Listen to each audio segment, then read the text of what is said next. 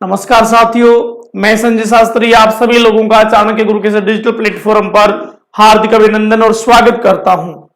मित्रों, पूर्व क्लास के बाद जब हम आकलन और मापन पढ़ रहे थे, आज तीसरा यूनिट मापन और मूल्यांकन के ऊपर आज हम लोग चर्चा करेंगे।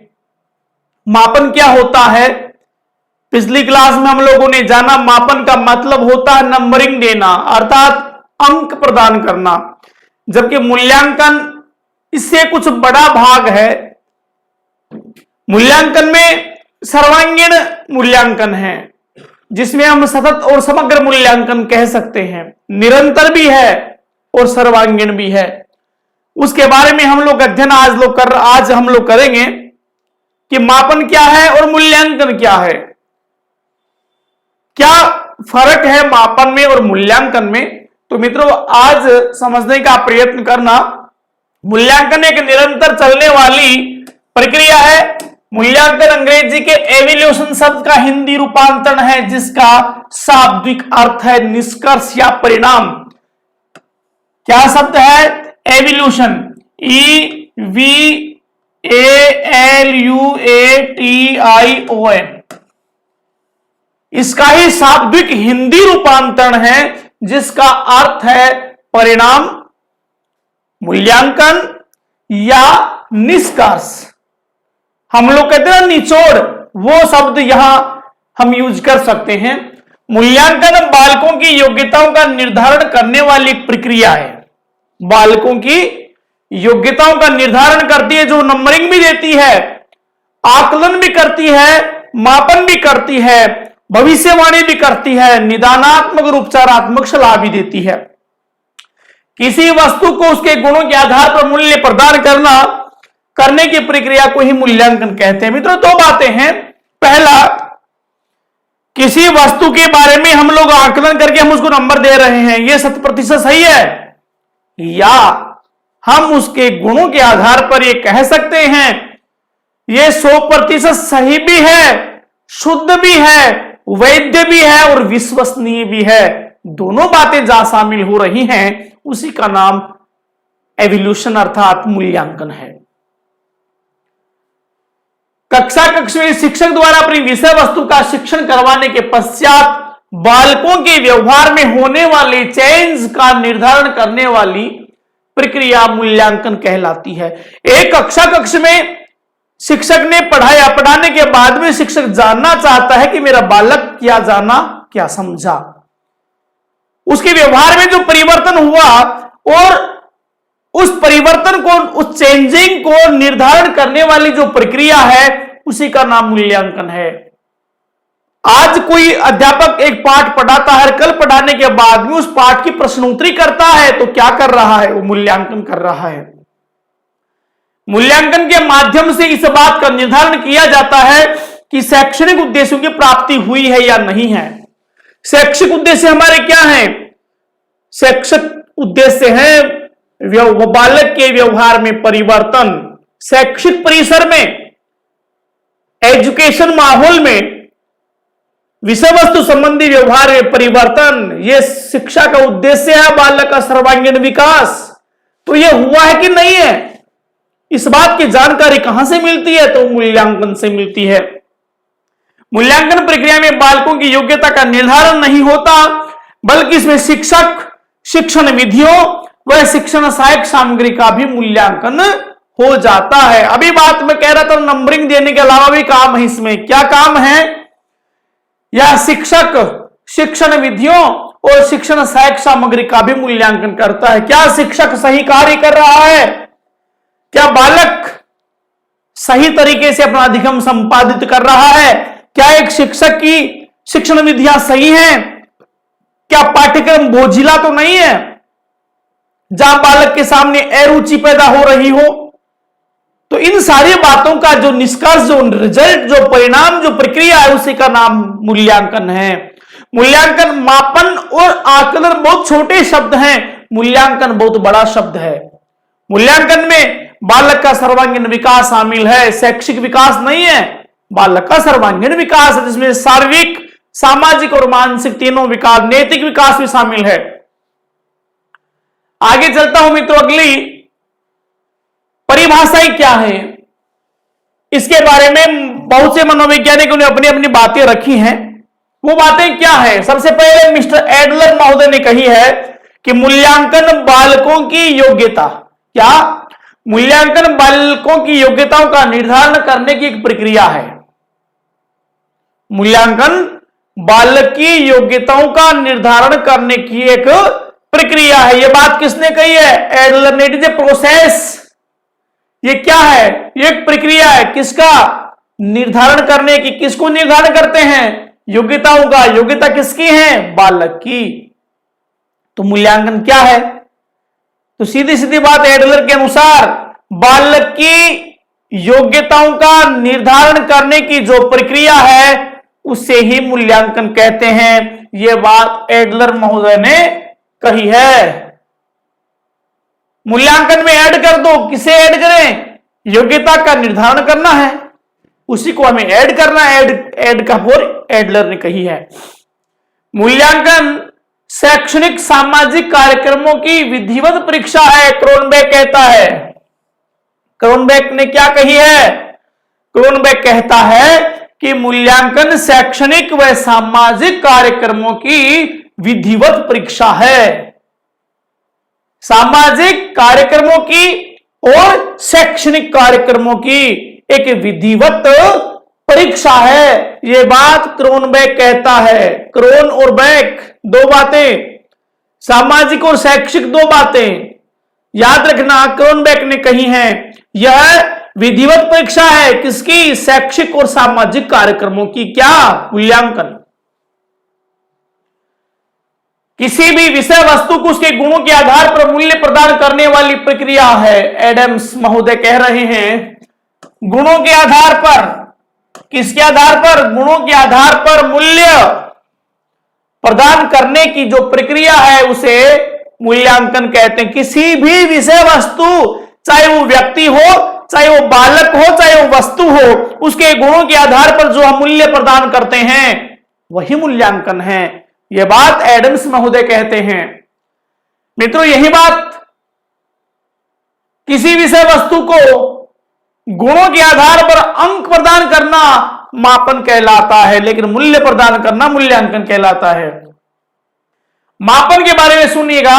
मापन विषय वस्तु का मात्रात्मक विवरण है। वह मूल्यांकन गुणात्मक विवरण को प्रकट करने वाली प्रक्रिया, ये कोठारी आयोग कहता है। कोठारी आयोग क्या कहता है? यह मापन है। मापन मात्रा में संभव है। कितना? 2, 4, 5, 10 कितना है तो वो मात्रा देगा। लेकिन जो मूल्यांकन आपका है मित्रों, मूल्यांकन में गुणात्मक होगा। गुणात्मक का मतलब गुणों के आधार पर। गुणों के आधार पर। तो मात्रा के आधार पर मापन है, गुणों के आधार पर मूल्यांकन है। यह बात कोठारी कमीशन कहता है। कोठारी कमीशन क्या कहता है कि गुणों के आधार पर मूल्यांकन है, लेकिन मात्रा के आधार पर मापन है। मूल्यांकन के उद्देश्य क्या है माय फ्रेंड्स? इस बात को जानने का प्रयत्न करना कि मूल्यांकन के एम्स क्या हैं, टारगेट क्या हैं, क्या उद्देश्य हैं इसके। कक्षा का वर्गीकरण करने में सहायक है मूल्यांकन। कौन से बच्चे कमजोर हैं, कौन से बच्चे प्रतिभाशाली हैं, कौन से पिछड़े बालक हैं, कौन से विशिष्ट बालक हैं, कौन समस्यात्मक बालक है, इस बात की पहचान या वर्गीकरण किसके द्वारा कर सकते हैं? मूल्यांकन के आधार पर कर सकते हैं। शैक्षणिक समस्याओं का चयन करने में सहायक है। मित्रों, एक अध्यापक होने के नाते जब आप क्लासरूम में जाएंगे तो आपके सामने हजारों प्रॉब्लम्स आएंगी। बहुत कम समझने वाले बालक, बहुत जल्दी समझने वाले बालक, औसत बुद्धि वाले बालक, प्रतिभाशाली बालक।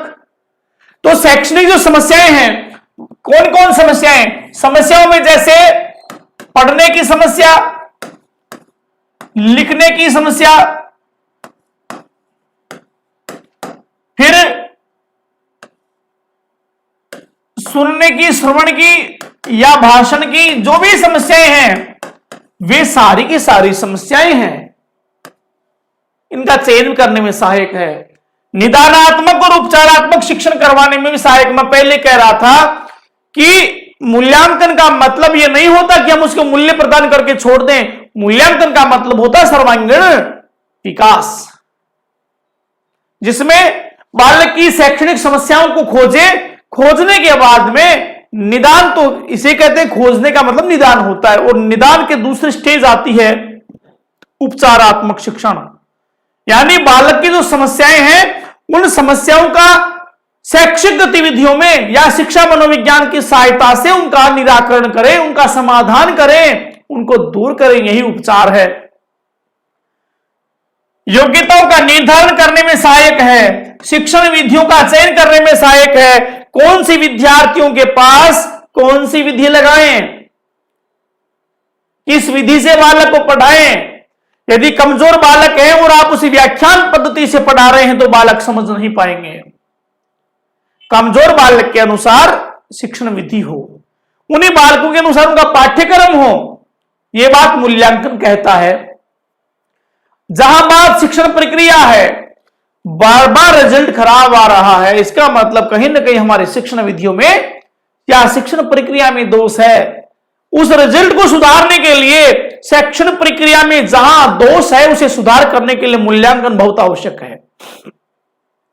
संस्थागत नियोजन में संस्था में क्या क्या समस्याएं हैं, उन समस्याओं को दूर करने के लिए बालक की अधिगम योग्यता का आकलन करने में सहायक है। आकलन और मापन दोनों एक पार्ट है मूल्यांकन की।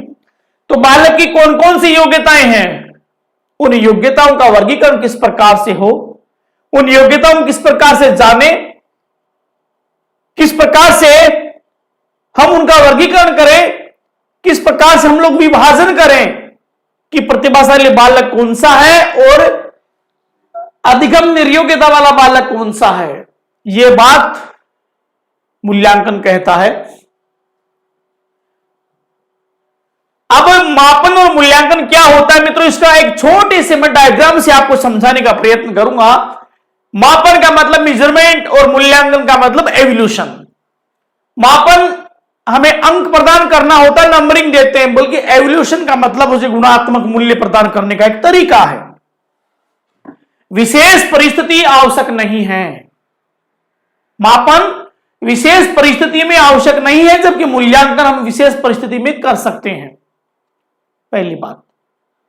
दूसरी बात है मापन का क्षेत्र बहुत छोटा है, इसमें केवल नंबरिंग हम लोग कर सकते हैं, नंबर दिए फ्री, जबकि मूल्यांकन का क्षेत्र बहुत बड़ा है। यदि कोई बालक 45% अंक प्राप्त करता है तो मूल्यांकन कहता है समस्या कहां है, यह बालक 75% अंक प्राप्त क्यों नहीं कर पाया। तो समस्याओं को खोजना, निदान करना और उपचार करना, इसलिए कहते हैं बहुत विस्तृत और व्यापक क्षेत्र है मूल्यांकन का। अंक प्रदान करना या मूल्य प्रदान करना, मूल्यांकन में मूल्य और मापन में अंक प्रदान करना होता है, यह मात्रात्मक प्रक्रिया है। जबकि मात्रात्मक का मतलब होता है, मात्रा का मतलब वो नहीं होता है आई, मात्रा का मतलब होता है नंबर। 10, 20, 30, ये बालक 5.5 फीट का है, इस टंकी में 200 लीटर पानी आ सकता है, इसकी बुद्धि 140 बुद्धि लब्धि है, इसकी मानसिक आयु 90 है, तो ये मात्रात्मक है। जबकि ये मात्रात्मक और गुणात्मक, मात्र तो देगा ही और गुण भी बताएगा कि ये बालक 60% अंक लाते हुए कक्षा में दूसरा स्थान प्राप्त कर रहा है, ये इसका गुण है, ये बालक इंटेलिजेंट है। आगे कहता है कम समय व श्रम की आवश्यकता होती है, कम समय होता है और इसमें मापन मित्र श्रम की भी आवश्यकता होती है, लेकिन इसमें मूल्यांकन में बहुत ज्यादा समय लगता है और श्रम अर्थात मेहनत भी ज्यादा होती है। ज्ञानात्मक पक्ष का निर्धारण करता है, यह समझने वाली बात है कि मापन में मात्र नॉलेज के ऊपर फोकस किया जाता है, या एक मैं यूं कहूं मापन केवल एक पक्ष को फोकस करता है, जबकि मूल्यांकन बालक के सर्वांगीण विकास को फोकस करता है, जिसमें मानसिक विकास, शारीरिक विकास, सामाजिक विकास, नैतिक विकास, ये सारे के सारे विकास उसमें शामिल होते हैं। इसलिए बालक का सर्वांगीण विकास चाहता है मूल्यांकन। जबकि मापन मात्र अंक प्रदान करके फ्री हो जाता है, वो ज्ञान एक पक्ष को फोकस करता है। इसका ज्ञानात्मक पक्ष से संबंध होता है, जबकि मूल्यांकन का ज्ञानात्मक, भावात्मक और क्रियात्मक पक्ष से संबंध होता है। मूल्यांकन का ज्ञान, भाव और क्रिया तीनों पक्ष समाहित होते हैं मूल्यांकन में। औपचारिक प्रक्रिया है, यह औपचारिक प्रक्रिया है, जबकि मूल्यांकन औपचारिक और अनौपचारिक दोनों प्रकार की क्रियाएं इसमें शामिल की जाती हैं। उद्देश्य प्राप्ति का साधन है, जबकि उद्देश्य प्राप्ति का एक साध्य है। 65% अंक प्राप्त कर लिए भाई, अब इसे और भी मेहनत करनी पड़ेगी। साधन हो गया, साध्य है। मूल बात यही है कि ये सारे के सारे भविष्यवाणी करने के साथ साथ उसे सलाह भी देते हैं, दिशा निर्देशित भी करते हैं, इसीलिए इसको साध्य कहते हैं। मापन एक साधन है साध्य तक पहुंचने का, आप समझिएगा।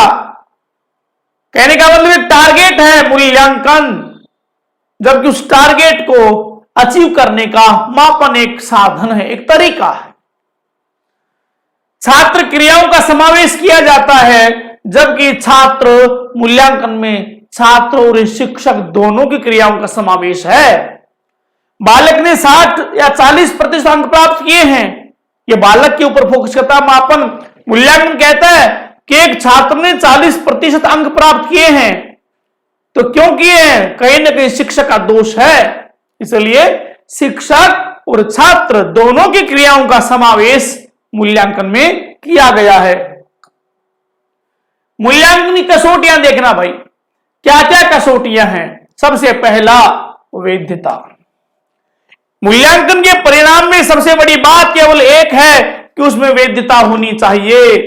वैधता के साथ में उसमें विश्वसनीयता होनी चाहिए। आज मैंने मूल्यांकन एक बालक का किया तो मेरा रिजल्ट यहां पर भी वैसा ही आया, और मैं दूसरी जगह मैंने उस बालक का दूसरी विधियों के द्वारा किया तो उसका रिजल्ट वो का वही आया। तो इसका मतलब मेरे परिणाम वैध भी हैं और विश्वसनीय भी हैं। परिणाम क्या है? वैध भी हैं और विश्वसनीय भी हैं। आगे बात होती है व्यापकता। व्यापकता हर क्षेत्र में है। मैं बालक का जो काम हो रहा है, इसके जो परिणाम है, परिणाम व्यापक है, क्योंकि मैंने हर पहलू को स्पर्श किया है। हमने हर महत्वपूर्ण तथ्यों को टच किया है, जिसमें बालक का शारीरिक विकास भी है, संवेगात्मक विकास भी है, मानसिक और नैतिक विकास भी है। इसलिए इसमें व्यापकता भी होनी चाहिए। वस्तुनिष्ठता, वस्तुनिष्ठता के साथ ऑब्जेक्टिव टाइप हमने इसका काम किया है। मानकता, जब हम मूल्यांकन करने जा रहे तो हम लोगों को मानकों का पहले ही निर्धारण कर लेना चाहिए। मानकों का निर्धारण, उस मानक के आधार पर हम कार्य करें तो हमारे रिजल्ट कभी गलत नहीं हो सकते, क्योंकि हमने मानक, हमने उद्देश्य, हमने लक्ष्य पहले ही निर्धारित कर लिए हैं। विभेदकारिता, विभेदकारिता का मतलब क्या होता है? एक व्यक्ति का 1000 बार आप मापन करो, रिजल्ट वो का वही आ रहा है, यही विभेदकारिता है। व्यवहारिकता, जब हम मूल्यांकन कर रहे हैं तो एक बात का ध्यान हम अवश्य रखें कि हमारे इस कार्य में, जो कार्य हम लोग कर रहे हैं, इस कार्य में व्यवहारिकता यूं की यूं बनी रहे। यदि व्यवहारिकता यूं की यूं नहीं बनी रहेगी तो हमारा रिजल्ट गलत हो सकता है, हमारा रिजल्ट गलत हो सकता है और हम मूल्यांकन की श्रेणी में ना आकर के शायद हो सकता है हमारे रिजल्ट, हमारे परिणाम गलत हो सकते हैं। यदि ऐसा बना रहा तो शायद हम लोग समस्या उत्पन्न कर सकते हैं। और यहां पर आते आते हमारा मूल्यांकन भंग हो सकता है, हमारा मूल्यांकन भंग हो सकता है। इसीलिए आवश्यकता रहती है कि हमारी व्यावहारिकता बनी रहे। किसी भी प्रश्न पत्र का निर्माण इस प्रकार किया जाए जिसमें बालक व्यावहारिक अनुभव के माध्यम से उत्तर लिखे। जब हम मूल्यांकन करने जा रहे हैं तो ऐसे प्रश्नों का समावेश होना चाहिए जिसमें बालक अपने अनुभव के माध्यम से, अपने कॉन्फिडेंस, अपने एक्सपीरियंस के आधार पर उत्तर लिखे। यहां व्यावहारिकता बनी रहती है। दूसरी बात, जहां पर बात हम किसी प्रश्न पत्र का कठिनाई से स्तर के आधार पर कार्य कर रहे हैं, सरलता से कठिनता की तरफ बढ़ रहे हैं और आसानी से हम आगे बढ़ पा रहे हैं, तो उसका मतलब हमारा ये मूल्यांकन कैसा है? हमारा मूल्यांकन मानकों के आधार पर है। हमारे मूल्यांकन में कसौटियों में सबसे पहली बात तकनीकी हमारी वस्तुनिष्ठता भी होनी चाहिए, क्योंकि बालक के जहां पर बात हम लोग करें, किसी भी प्रशिक्षण का अलग अलग प्रशिक्षकों द्वारा बार बार अंक करने के उपरांत भी उसके अंक भार परिवर्तन नहीं होना वस्तुनिष्ठता कहलाता है। एक रिजल्ट को यहां पर भी लिया, एक रिजल्ट वहां पर भी था, दोनों का जब मैच हो रहा है तो कहने का मतलब ये वस्तुनिष्ठता है। मित्रों, आगे समझने का प्रयत्न करना। व्यावहारिक क्या है? पहला हमने उद्देश्य निश्चित कर लेने चाहिए कि जो हम मूल्यांकन कर रहे हैं इसके उद्देश्य निश्चित हैं या नहीं है। दूसरी बात, आगे कहता है कि मूल्यांकन में न्याय युक्तता होनी चाहिए। मूल्यांकन एक वह प्रक्रिया है जिसके दौरान किसी प्रशिक्षण का निर्माण करते समय उसकी समर्थन सभी पक्षों का समर्थन करता है। मूल्यांकन एक वह प्रक्रिया है जिसके माध्यम से सभी पक्षों का समर्थन करता है जो कि शैक्षिक उद्देश्यों की प्राप्ति में सहायक हैं। इसका मतलब यह न्याययुक्तता है। यदि हमने थोड़ी बहुत भी शैक्षिक परिस्थितियों का, शैक्षिक वातावरण का या शैक्षिक उद्देश्यों के सभी पक्षों का समर्थन प्राप्त नहीं किया तो हमारी न्यायिकता भंग हो जाती है। आगे है भाषा। मित्रों, भाषा की जहां पर बात आती है, जब हम कोई प्रश्न पत्र का निर्माण कर रहे हैं, प्रश्न पत्र के निर्माण करते समय भाषा सरल होनी चाहिए, भाषा सहज होनी चाहिए, क्योंकि जो भाषा सरल और सहज होगी उसी भाषा में मित्रों बालक बढ़िया तरीके से अपना रिजल्ट दे पाएगा। यदि आप लोगों ने कठिन लैंग्वेज का प्रयोग किया तो हो सकता है बालक क्वेश्चन आते आते भी जवाब नहीं दे पाए। तो यहां पर भाषा में भी सरलता और सहजता होनी चाहिए। दूसरी बात है सर्वमान्यता।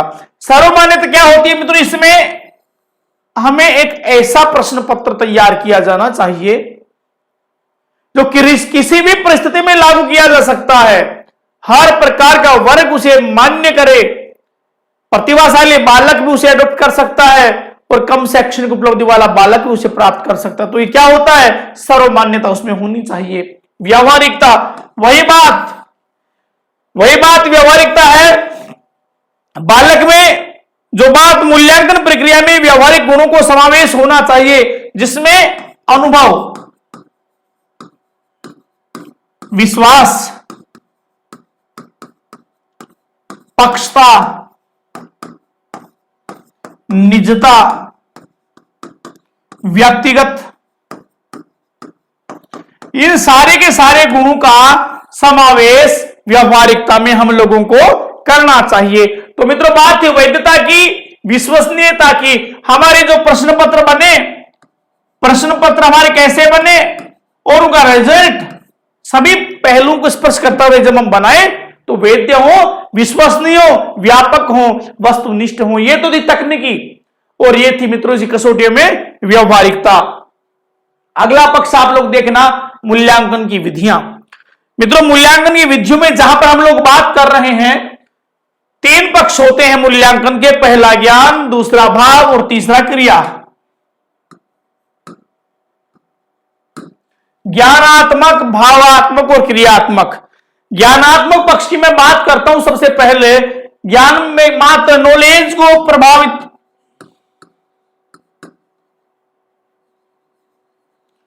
नॉलेज को जहां पर हम लोगों ने माना है, क्योंकि क्या कहते हैं, नॉलेज इज सुपर पावर। क्या है? ज्ञान ही सर्वोपरि है। इसलिए तीन बातें हैं, मौखिक परीक्षा, लिखित परीक्षा और प्रायोगिक परीक्षा के आधार पर हम कार्य कर सकते हैं। मौखिक पक्ष, मौखिक पक्ष में बालक अपनी मौखिक अभिव्यक्ति करता है। क्या करता है? मौखिक अभिव्यक्ति।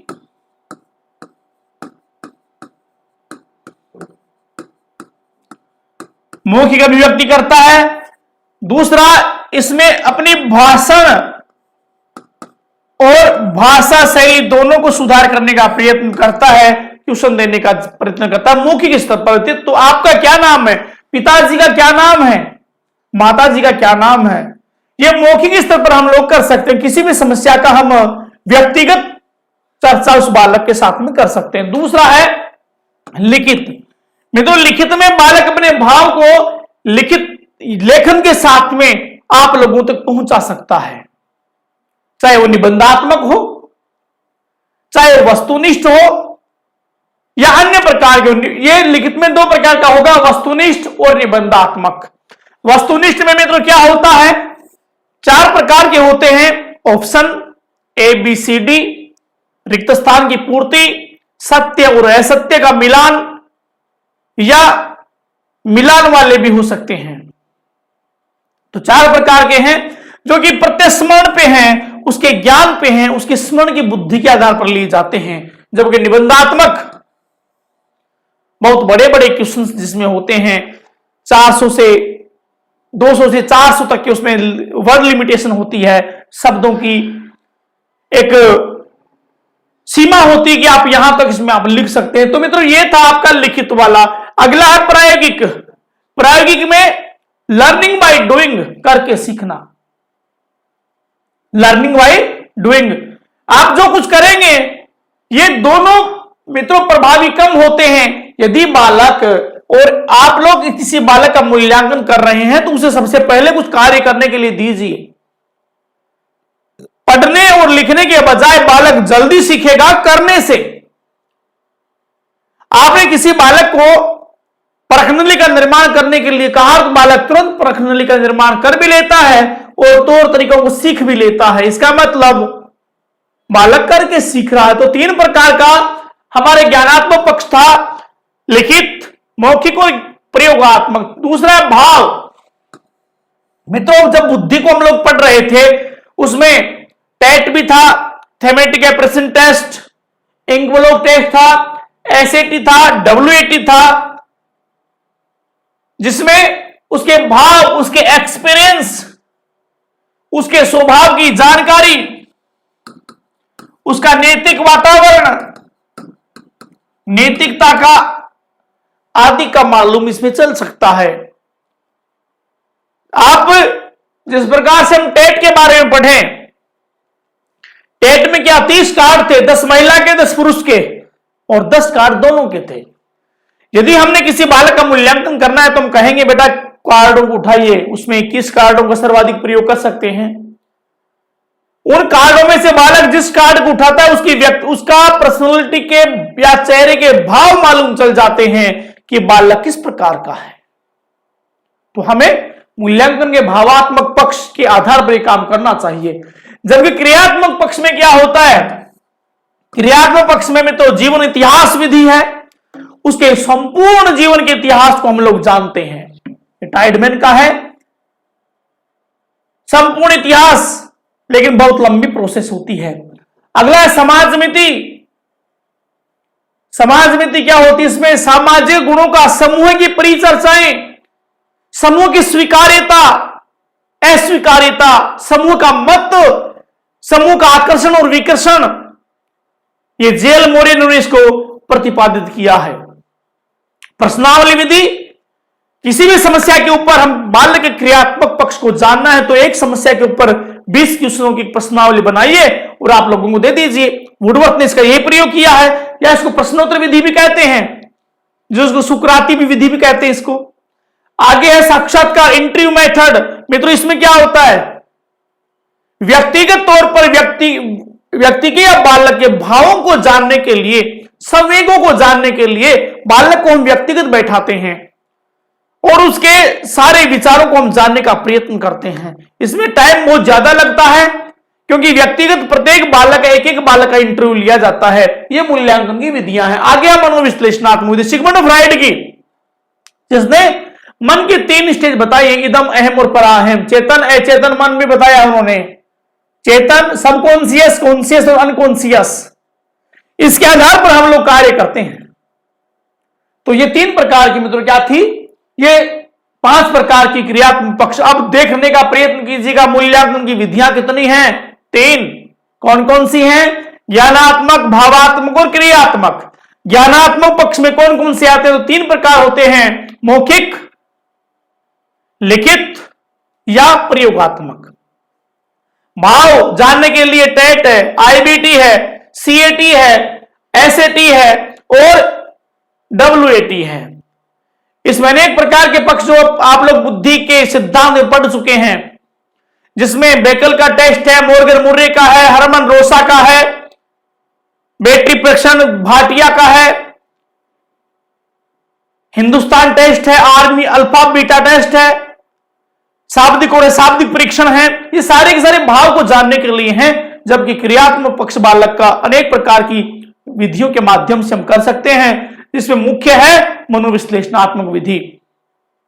तो आगे देखने का प्रयत्न कीजिएगा मित्रों, प्रत्यास्मरण और प्रत्याभिमान दोनों में क्या फर्क है।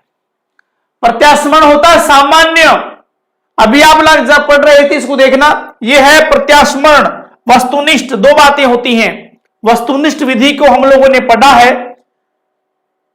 2 प्रकार की होती है, एक तो होती है प्रत्यास्मरण और एक प्रतिज्ञान।